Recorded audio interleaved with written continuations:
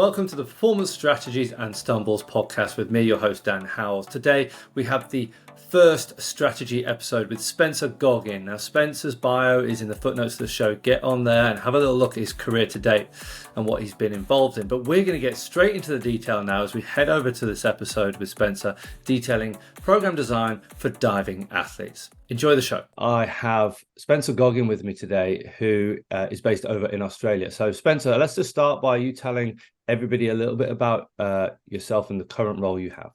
Hey, Dan. Thanks for having me on. I am currently the strength and conditioning coach with the diving program out here in Sydney at NSWIS. I'm also the head of strength conditioning for the under-21s program with the Cronulla Sharks. Awesome. And we're going to be spending most of our time today really honing in on that role with diving, right? So what is it we're going to be speaking about today, and why is it so important in the day-to-day work you do with those athletes? So diving itself is a pure strength and power sport. I focus on three key moments with my divers. There's a takeoff, flight time, and entry, and they all have differing physical requirements. So we'll get into the weeds on how I develop strength and power specifically around jump height. And then if we get time, we might touch on some of the posterior chain stuff I'm doing with them as well. Awesome. So the interesting thing here is, and the reason I wanted to dig into this with you is, you can be really focused. And compared to the Cronulla gig, I imagine quite or purely focused on strength and power, right? So there must be a lot of attention to detail that goes into program design. Yeah, we get a chance to really get into the weeds with some of the minutiae of strength and power development. And some of these athletes, although they might appear, quite small or whatever, when they're on the boards, they are incredibly strong and powerful. And it's a privilege to be able to work with these guys and get stuck into the detail in the way that they do as well. They're really diligent. So amazing. And so I guess, again, in contrast to something like a team sport, it must be quite natural and easy to go straight to the coaches and straight to the event, the simple task or the complex task, but the one event as it is, as you've already broken it down as takeoff, flight time, and entry, to reverse engineer where you're going to create impact, right? So, talking to the coaches, what does your success get measured on? What are they looking for from you as a physical support staff member? So the program itself is built on athletes being able to train their list, their competition list, and the more exposure and technical quality you can get of that list, in theory, the better your chances of executing it on the day. So a large part of my role is creating durable athletes that can tolerate the volume required to be able to go and execute on an international stage. Nice. You talk about the list. How many options would an athlete need in their toolkit? Typically, so we'll go with platform diving, and springboard actually. Females will have 5, males will have 6 dives, and then they'll compete those dives, prelim, semi, and final. It'll be the same list. So it's 6 dives, compete in 3 rounds. And that's all they do. You might progress 1 dive, but you do it outside of a competition window. Nice. Okay. And so you've got, and you mentioned the word durable. Are we right in thinking that durability is to allow them the function to train at high volumes or to tolerate event demands? Because if we take football, everyone's talking about being prepared to tolerate the demands of sport. If I look back on my time in skiing, it was actually the work was to tolerate the demands of training, which was 400-500% of the length of time of any event and more. So durability, which part of their life as an athlete are you trying to affect there? It's definitely the training volume. So the competition volume, you'll do 12 dives in one day, and whilst that might have a psychologically taxing requirement, the physiological stimulus isn't all that great. And I say that with a pinch of salt, because these athletes hit the water at 60 kilometers an hour on their hands, and if they miss by even a fraction, it has some pretty strong implications for what happens down the chain. And that's kind of what I've been working on with the posterior chain and lumbar strength qualities. But amazing. And again, as an uneducated strength conditioning coach for diving, I'm looking at those 3 things you've separated then, those 3 key phases of or key opportunities for impact in this takeoff, flight time, and entry. Is your entry more about durability and strength conditioning that focuses on being resistant to those misses, whereas your takeoff is the performance transfer end of your program design? That's spot on. Yeah, there's a Yeah. clear distinction between the two, and even that distinction is apparent in how I program. So they know Amazing. which part of the session is trying to focus on, which component of their dive we're trying to work on. Okay, cool. Well, let's get into those weeds then, like, in terms of actual program design, because I don't think we share enough about this. Let's just start with the basics, the operational, structural organization of a program. Are they training once a week, 4 times a week? How do you organize your training with these divers? Is it pre or post water, etc.? So they'll train 3 times a week. It will be in the morning between 6 a.m. and 9 a.m. They'll have a slot during that session. Mm-hmm. And then it's always pre-pool. Nice. And some of them will do an afternoon slot because Sydney life, it gets in the way sometimes, and you have to have a midday slot. So it's been interesting to see those athletes who train directly before the pool and those that train 4 to 5 hours before the pool session. And then the athletes themselves are split up into our kind of developing and emerging groups. That would be your academy, I guess. And then you've got podium potential and podium ready and podium athletes who are international and hopeful Olympians. And their program design looks slightly different as well. Amazing. So if we're getting to those 3 times a week sessions, like start to finish, just give everyone a bit of a broad overview of a typical structure to a session. And what that would look like if they stepped in as a diving athlete to work with you on that. Let's look at the podium level. Let's look at the best of the best. Yeah, sure. Okay. So the podium program, we'll go one step back. So the structure of a week, and then that kind of dictates the session content for that day as well. So during pre-season or general prep, we'll have your typical contrast training approach where you'll have your strength component. We might have an isometric, a loaded jump. They quite a high volume of counter movement jump exposures anyway through the nature of their sport. So part of my role is to give them an exposure to something they don't get. So these loaded jumps, depth jumps, those kind of exercises, they're included in the program at lower intensity, higher volume in that general prep phase. And then across the space of a week, you'll have a Tuesday where we'll have that kind of session. A Thursday, they will come in the morning, and that's typically their most fatigue state. So I include more upper body and posterior chain work on that Thursday. And then the Saturday, we call it squeeze the lemon. So anything that's left in the tank, you typically put, and it makes probably counterintuitive really, last session of the week, gym session, but they've got no pool afterwards. So we can attack our most intense days of Saturday, even through general prep, specific prep taper. That Saturday is the hardest day. And the session content itself, as I've said, is some French contrast work, loaded core work, because they get a lot of exposure to typical kind of gymnastics-y training in dry land, and posterior chain work outside of that, as I've said. There is like anterior core, which we do a lot of work on, like rollouts and long lever stuff, but it's really interesting doing some of the run specific isometric work that Alex has been a really strong exponent of. They were just pretty weak in that area because it's a super anterior dominant sport. So let's flip onto that. You mentioned Alex's work, and that's quite prevalent. It's fantastic, and that's been taken on by a lot of the ground-based sports. But let's flip this upside down. Are you applying that principle of training to handstands and overhead work and overhead holds, things like that? Are you using that method but applying it upside down for divers? You've read my crystal ball, mate. We've just come out of World Champs trials, and that's an area where I think I can start to be curious about. Right, we've spoken before about mad scientists thinking and asking questions: why if, why not? And that's one area that I'm starting to think about. Is okay, well, entry forces, ballistic isometric, basically. So can we prepare that tissue in the same way you would do for a really short ground contact? And that's, again, I don't know the answers to that one yet, but that's the crystal ball. So periodizing over a year, what does that look like in broad terms? What are you looking to chase? So we have typically 1 to 2 benchmark events each year, and we have to get the athletes up and ready for those events. We've had one take place just in the last couple of days, our World Championships trials, which we've got 5 athletes, 6 including going to the World Championships this year, which is good. And it's basically gearing up our podium ready and podium potential, those top athletes ready for those events. So you typically get maybe 5-6 months between events, but dotted in and around that are these camps and places and trips and travel and all the other things that take away from being in your routine of being in your training environment and having good consistency. So it's a challenge. It's a good challenge.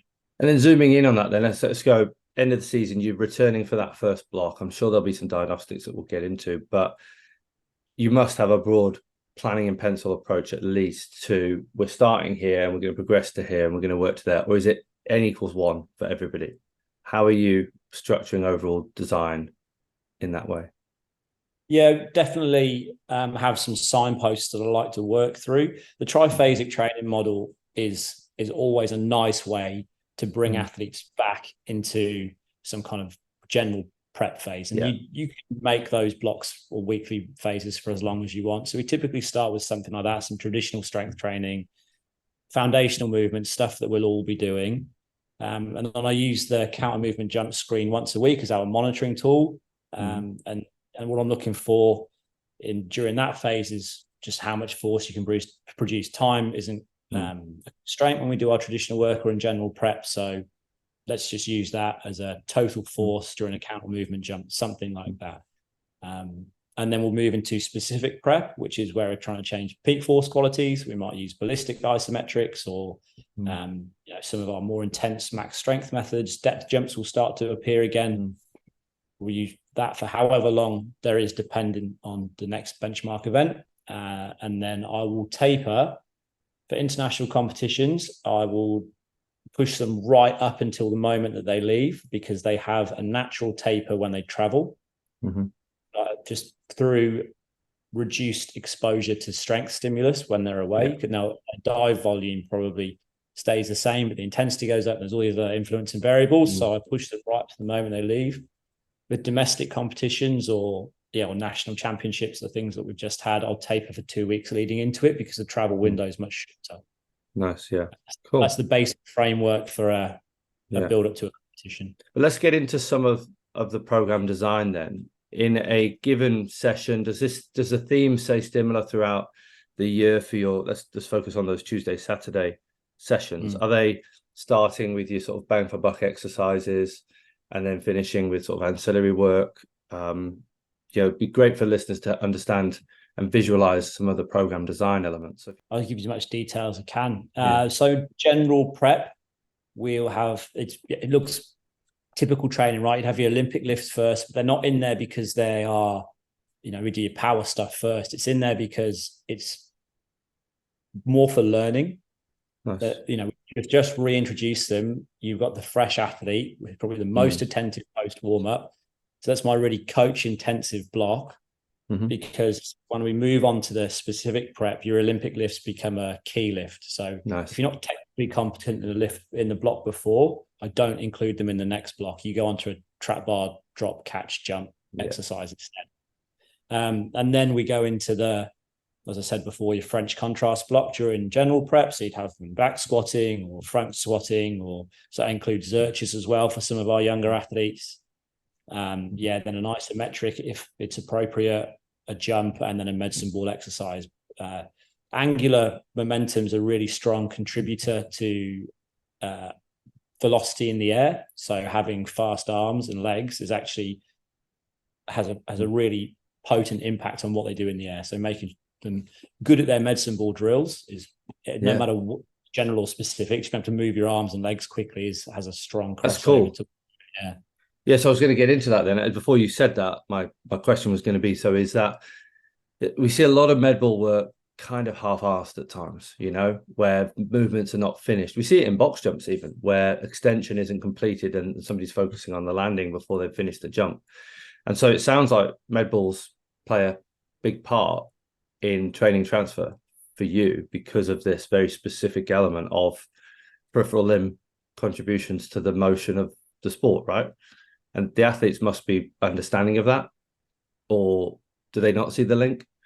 No, there's an implicit understanding that the medicine ball work is for that. And the coach before me, actually, Emma Hay, did a really good job of educating them around imitations. They do slow sequential visualization exercises of the takeoff and then when they're in the air on dry land.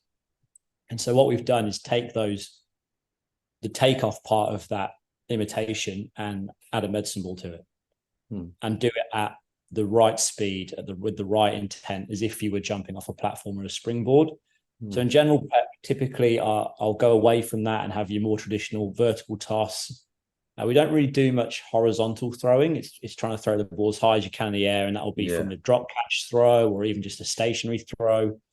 And then during specific prep and taper, I'll start to get them to move at and execute them at speed. So we're not taking away from the skill development they're doing at the pool. It's trying to look as fast with a medicine ball in your hand. So 0.5 kilo, 2 kilo max. I was going to say, does that go from a heavier ball to a light ball then? Yeah. Nice. But that's, again, we still want it fast. So it's probably maximum like 6 or 7 kilos for this group. Absolute maximum, even for our stronger male springboard divers. I was going to say they're smaller as well, aren't the athletes? Much smaller. So let's go back to, you used, French contrast would be something that I would say, I'd always encourage people not to chase something that's so complex to start with.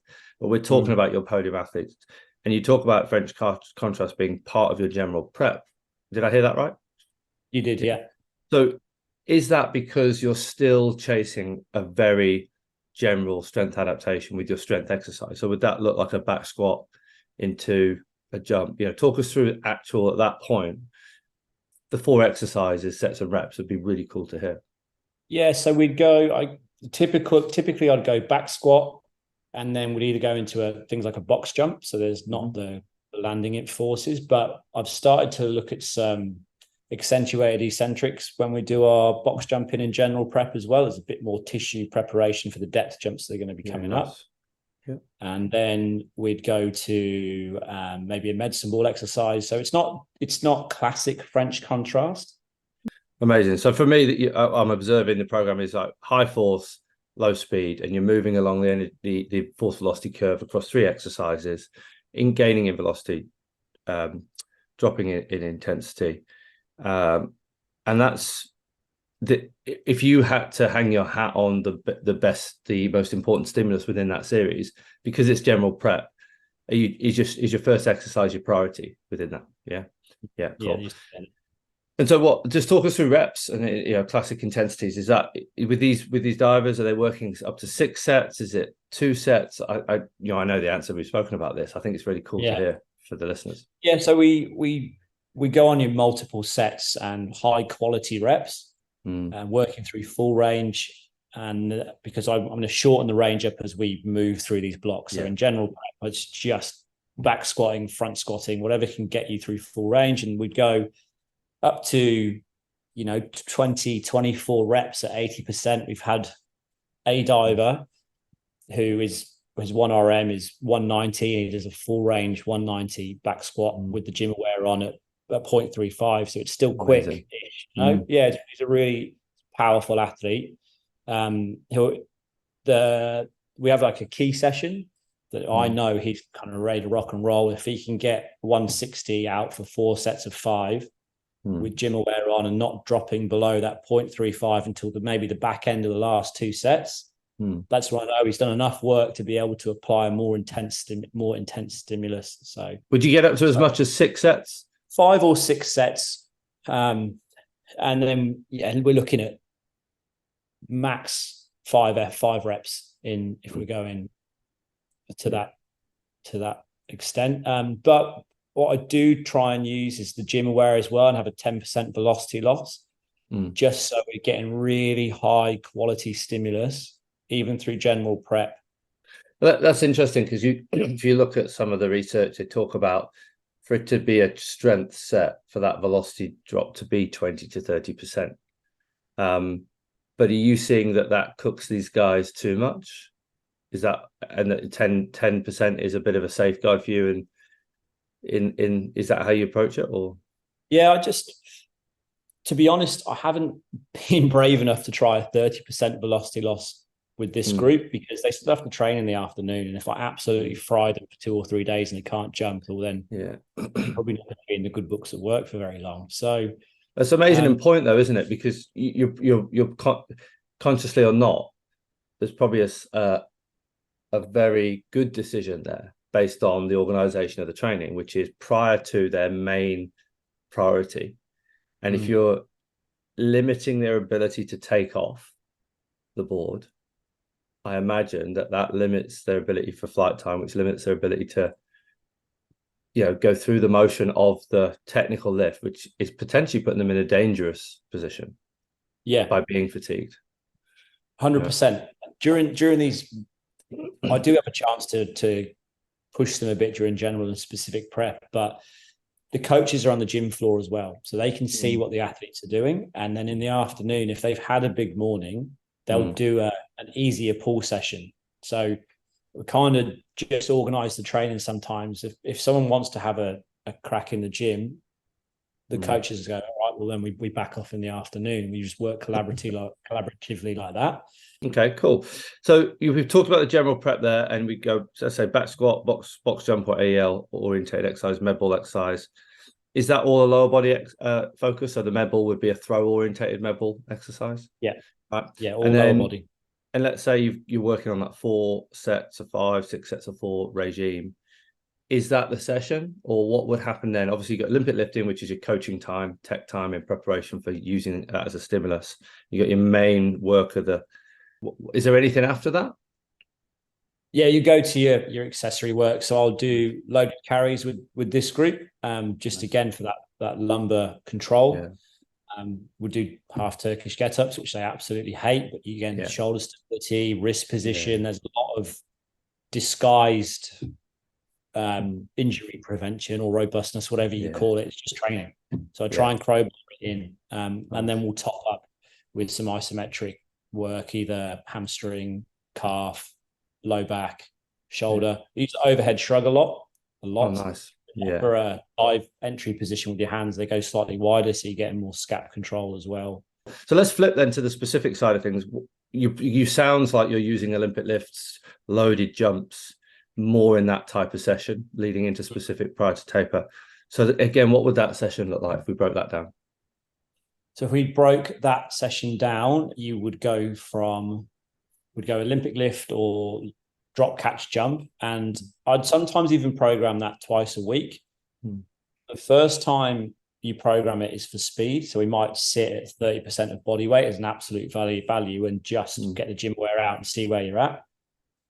The second time I program it, I might go slightly heavier, so you're getting almost a strength stimulus with it, and we're looking for the athletes to hit unsuccessful braking. So where they could be stiff and powerful when they do them earlier in the week, at the back end of the week, when we might take some of the strength stimulus away, this drop catch with heavy really challenges their ability to eccentrically produce force and then store it really quickly as well. So that might be where I'd program those a bookend the week, and then they'd go, hang clean into a depth jump, into a fast throw, into another isometric. So the framework stays the same. We just use your little dials, just tweak the exercise a little bit. And your structure program design is based on this series of tri or quad session designs, like circuits. Athletes work through one exercise, then another with a set rest period, as opposed to independent ABC exercises. Is that right? Yeah, that's the way I've programmed. It seems to work for this group. They know the rhythms of the session, and they also start to feel better as they get into it. Sometimes, if you've had a bit of a couple of sets to warm up and get going, there's a potentiating effect as well, isn't there? I've seen it. Exactly. Potentiation from that first circuit, hitting all the force velocity elements, and then coming back to their main focus. That's really cool. And then similar sort of approach, or is Prilipin's chart guiding you by less reps there? Are you reducing the volume at that point? We will, we'll split it in half basically. So they'll still do a fair amount of work in specific prep 1. That for me is the hardest time, because they'll start to do their list more often as well. And so we're building a really strong tolerance to training during that period, and that's about 8 weeks out from our major event. And then when we start to take volume away from the gym, and they'll keep their volume quite high in the pool, What I'd hope to see is the amount of exposures of their competition list go up during that time, so that when we both taper together towards competition, they really go in, feel fresh, is the theory. Cool. Yeah. Nice one. I mean, there's a ton of information here. I want to sort of bring it to a conclusion with one specific question around exercise selection. And you did talk about there, like the strength, qualities, or abilities to produce force and break, for example. So I know you use CMJ as an example to track and monitor individuals throughout a year. Fatigue aside, if we look at two divers, are you getting into the weeds of, we'll call it CMJ signature, and then classifying exercise selection based on needs of an athlete? So there must be differences in your athletes, and are you prescribing based on that type of monitoring that you're doing? That's a good question. There's a lot in that as well. Yeah. So not specifically around their CMJ profiles yet. So the evolution of the program is to start to unpack a little bit more about how you jump as an athlete. Nice. The unweighting and eccentric components really interesting, because these divers typically go through quite a long counter movement, and when you watch them on the, they do as well, especially the springboard athletes, because they're so used to riding the board that really short unimodal CMJ profile that you see everywhere doesn't really exist for them. So then, am I right in thinking that your diagnostics is more to influence agility in your program? What you change in terms of a volume intensity point of view for a freshness and fatigue profile, freshness and fatigue approach, as opposed to a diagnosis to use certain exercises. Is that right at the minute? Yeah, that's right. Yeah, and it's quite a powerful tool to go back sort of most recently, review what you've done. What was the dose response relationship between what you thought was going to happen and what actually happened? So we do jump quite regularly, and I've communicated this with the divers. You might not see an immediate change, but what you will see is the next time round, I might move certain things around or change a program a little bit at this time of year because of what I saw when we did this last time. Nice. That's awesome. A good tool for me as well, as much as them. But I think that's a really natural conclusion. You've done a fantastic job there of giving the listeners an insight into program design, and I thank you and commend you for sharing that level of detail, which often gets missed. So thanks so much, Spencer. Really appreciate it. You're going to hear from Spencer again shortly or next week in this second element where we dig into stumbles and mistakes. But from me, Spence, on behalf of the listeners, thanks so much for sharing that kind of detail with us. No problem, Dan. Thanks for having me on. What a great share from Spencer there in terms of the decisions he makes around program design. He's detailed really well there the what, the why, and the how for us in that episode. Now tune in next week to hear Spencer share his stumbles across his career and what it's done to help him learn and evolve and develop as a practitioner. I look forward to hosting you next week, and thanks for tuning in.